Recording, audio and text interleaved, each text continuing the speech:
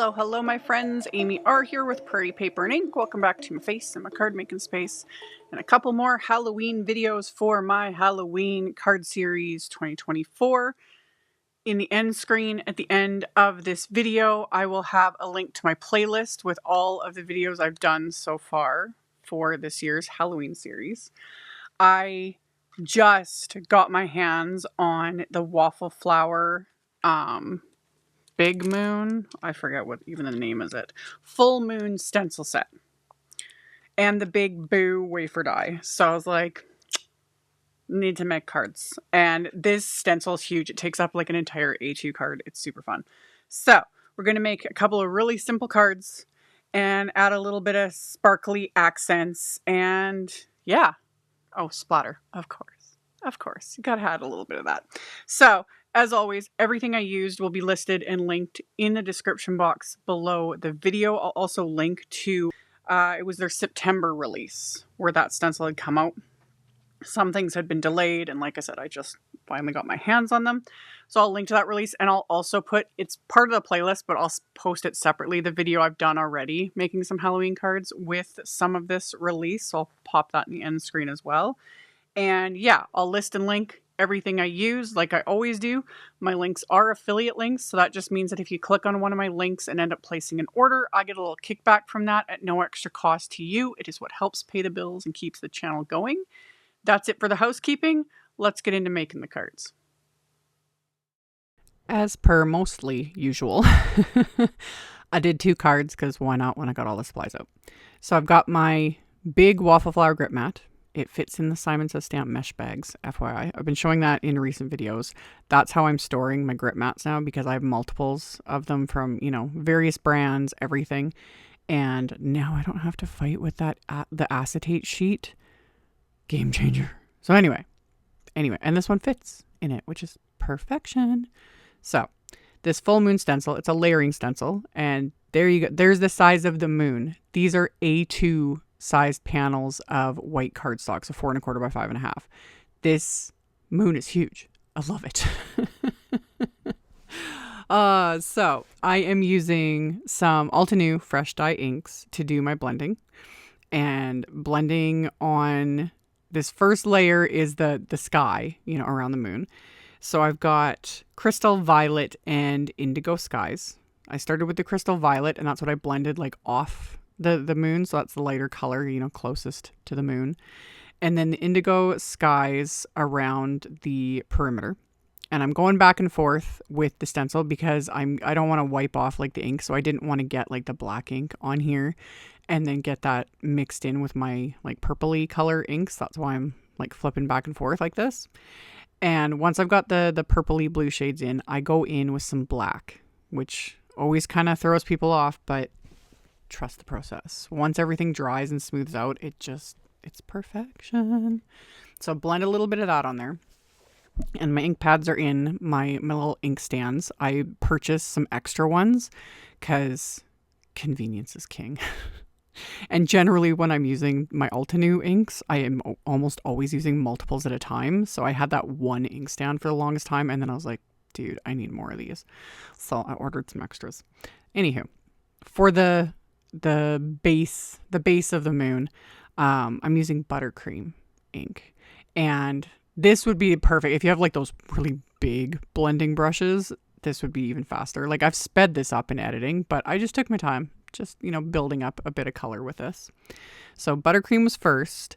And then for this detail, I'm going in with Warm Sunshine. And by this point, I had already got a little smear of black ink onto the moon on the right there, which it was small. I'm going to cover it up. I was like, I'm just not even, you know, it's just a given. I'm still kind of amazed I didn't get ink like all over my sleeves. So whatever. That second layer was the Warm Sunshine. And then this final layer is Caramel Toffee. And this I'm going in with very lightly. Like, I don't want it super intense. I just wanted this moon to be like, you know, kind of warm, yellowy, glowy sort of moon. So went in with that one, just nice and light. And then once I've got that blended, I cleaned off all my stencils because more so I didn't, again, get just ink ever. I had ink all over the place. Which is funny because, again, these were simple cards. I It was everywhere. It was everywhere. It was all over me.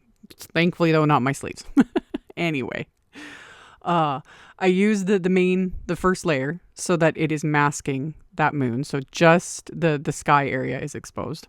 And I put the background into my splat box, and I'm using my Spellbinders Splatter White Opaque watercolor. Put a little bit of that on my palette, added a little bit of water, and then used my fan brush and did very fine splatter, which I know for me is like, really, are you feeling okay?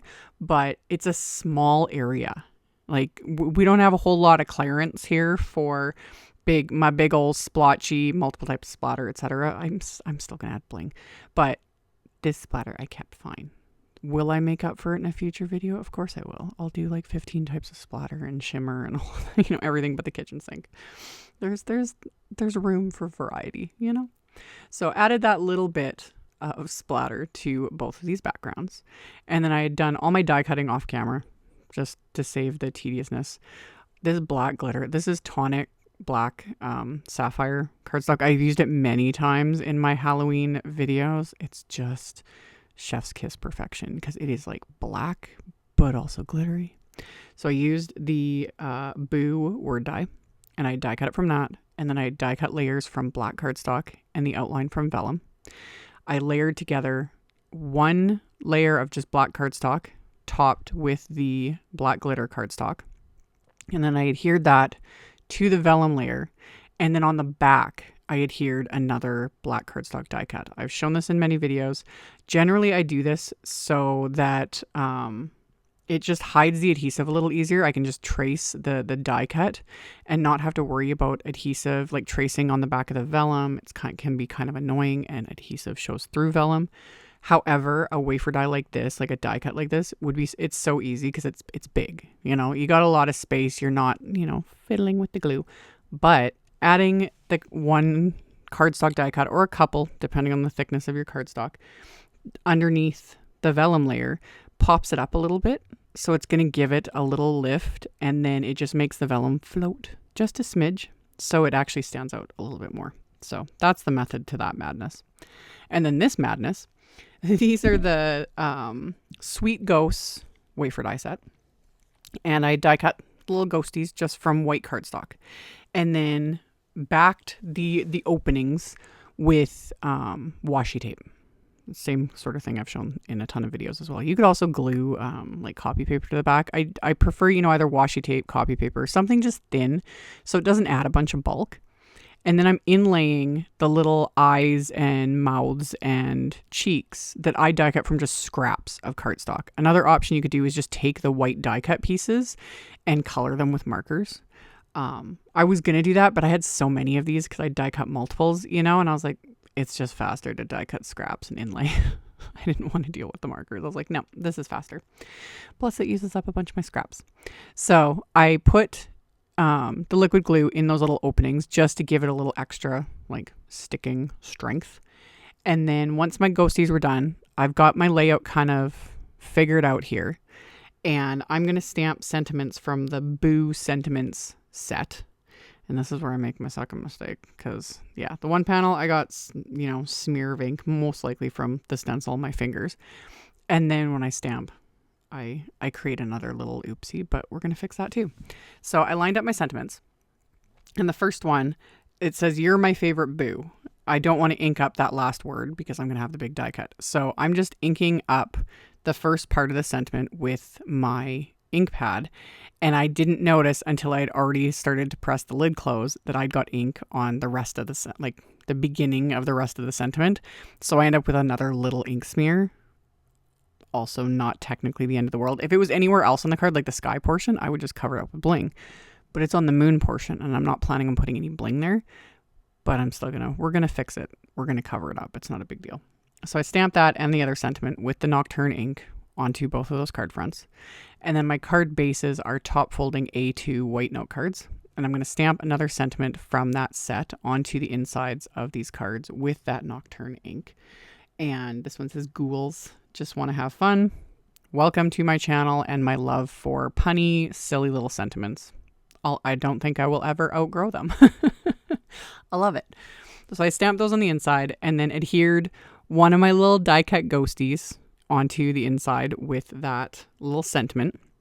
There's also a bunch of little accessories with this set, and I've used some of the accessories on like the other video I did, but this time I kept the little ghosties just simple. They're just naked. That's just what they're doing. They just want to have fun. So adhered the card fronts to the card bases, and then I just stuck my big Hero Arts acrylic blocks on top because the backgrounds are a little bit warped because I actually heat set that Nocturne ink. I've talked about this before. I love that Nocturne ink, but I use it and heat emboss with it most of the time because when I stamp with it, if I'm not careful, I smear it a lot. So I heat set that and it warped the backgrounds a bit. So once I adhered it, just stuck the big acrylic blocks to hold everything flat, and it's good. So to cover my little oopsie, and I think I ended up doing it on both card fronts too. I just made sure that the tail of that ghost covers that up. And then the little ghost covers up the other mistake. So we're good. We're good. You can't see it no more. So, and it, like I said, if worse comes to worse, it's like just stick an embellishment over it, you know? So there's no point to redo absolutely everything. More often than not, you can either use like a sand eraser or just well-placed little die cuts or embellishments can cover up a lot of little oopsies.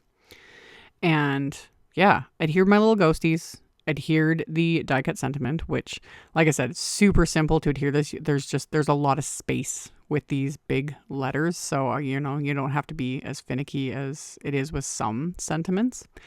And then as my final embellishment, of course, I'm using the Trinity Stamps Oh My Stars holographic star confetti.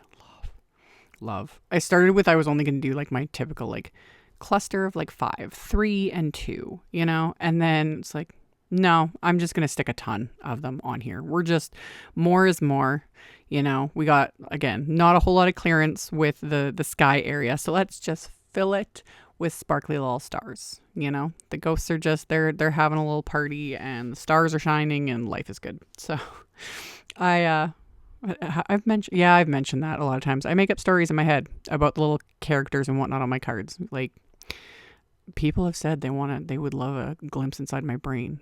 You guys, that's part of it. I told you, it's not a normal place. Anyway, that finished off the cards. I hope you guys enjoyed. These are really fun to make, and they're just so cute, and I love that stencil. It is enormous. Like, it's ridiculous, and I love it. So, like I mentioned in the intro, I'll have links to all the things in the description box below the video. I'll have the videos I mentioned, the playlist in the other video. Those will be in the end screen for you guys to check out if you're interested and miss them.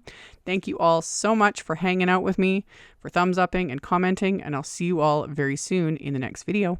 Bye! Thank you so much to my amazing Patreon supporters. For anyone that might be interested in joining my Patreon community and supporting me, the link to my Patreon is in the description box below the video. For everyone else, as always, thank you all so much for taking the time to watch my videos, for thumbs upping, commenting, subscribe if you haven't, I'd love to have you. And here's a couple other videos for you to check out in case you missed them.